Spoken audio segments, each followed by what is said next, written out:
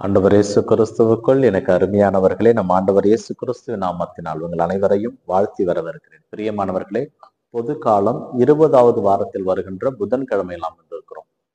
இன்றைய வாசக பகிர்வு சிந்தனைக்காக நமக்கு கொடுக்கப்பட்டிருப்பது முதல் வாசகமாக நீதி தலைவர்கள் புத்தகத்திலிருந்தும், நற்செய்தி வாசகமாக மத்தேயு நற்செய்தியிலிருந்தும் நமக்கு செய்தி கொடுக்கப்பட்டிருக்கிறது.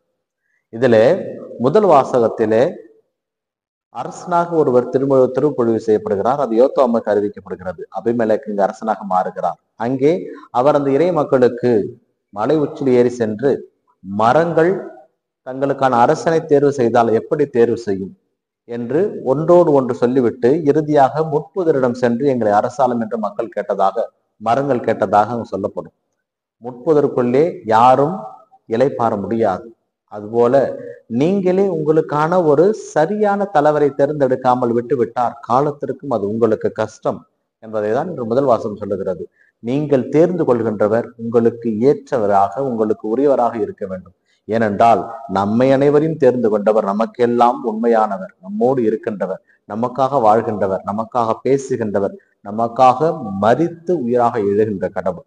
அப்படிப்பட்ட ஒரு கடவுளுடைய மக்களாக வாழ என்று முதல் வாசகம் நமக்கு அழைப்பு விடுக்கிறது. இன்றைய நற்செய்தி வாசகம் கொஞ்சம் கடினமான, புரிந்து கொள்ள முடியாத ஒரு ஓமை இயேசு என்று சொல்லுகிறார். ஆனால் இதை பல விதங்களிலே இந்த ஓமையை பேசுவார்கள். ஆனால் இதனுடைய உண்மை நிலை என்னவென்றால், இறையாட்சி என்ற சமபந்தியில் அமர்வதற்கு நேரம் காலம் தேவையில்லை. பெரியவர் சிறியவர் என்பது தேவையில்லை. ஏழை பணக்காரன் என்பது தேவையில்லை. கடவுளை ஏற்றுக்கொண்டு உண்மையாக அவர் பணி செய்கின்ற பொழுது நாம் எப்பொழுது வந்தாலும் அவருடையராகவே மாற முடியும் என்பதுதான் இன்றைய ஓமையருடைய மைய கருத்து. ஏனென்றால் இன்றைய காலகட்டத்திலே ஆதி கிறிஸ்தவர்கள், பாதி கிறிஸ்தவர்கள், நாங்கள் ஆதியிலிருந்து கிறிஸ்தவர்கள், நாங்கள் பாதியிலிருந்து கிறிஸ்தவர் கிடையாது. இறைவனை முழுமையாக ஏற்றுக்கொண்டவர்கள் அனைவரும் அவருக்குரியவர்கள். அதுதான் இந்த ஓமையனுடைய சாரம்சம். ஏனென்றால் முதலிலே கூலிக்கு வந்தவருக்கும் அதே சம்பளம், கடைசியாக கூலிக்கு வந்தவருக்கும் அதே சம்பளம். இங்கே இயேசு கிறிஸ்துவை அவர் இங்கே சொல்லி இருக்கிறார், கடவுளை சொல்லி இருக்கிறார். கடவுள் தன்னிடம் வருபவரை எப்படி அவர் பார்ப்பார்? தன்னிடம் வருபவர் அனைவரையும் நீதியோடு பார்ப்பார். தன்னை தேடி வருவோர் அனைவரும் அவருக்கு தேவை.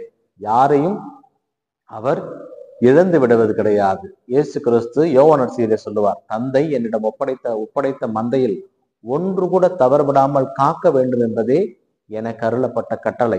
அதை நான் செய்யவே காலம் தாழ்த்துவது கிடையாது என்கிறார். கிறிஸ்து சொன்ன பிரியமானவர்களே, இந்த ஓமையில் சொல்லப்படுவது போல நாம் இறைவனிடம் வருகின்ற பொழுது நமக்குரிய வேலையை நாம் திறம்பட செய்ய வேண்டும். அது நாம் எப்பொழுது வந்தாலும் பரவாயில்லை. எப்பொழுது வந்தாலும் நாம் கடவுளுக்குரியவர்கள் என்பதை நம்முடைய நடத்தையில் நாம் அறிவிக்க கடமைப்பட்டிருக்கிறோம். நமது வார்த்தையில் நாம் சொல்ல கடமைப்பட்டிருக்கிறோம். நமது செயல்களிலே நாம் செய்ய கடமைப்பட்டிருக்கிறோம்.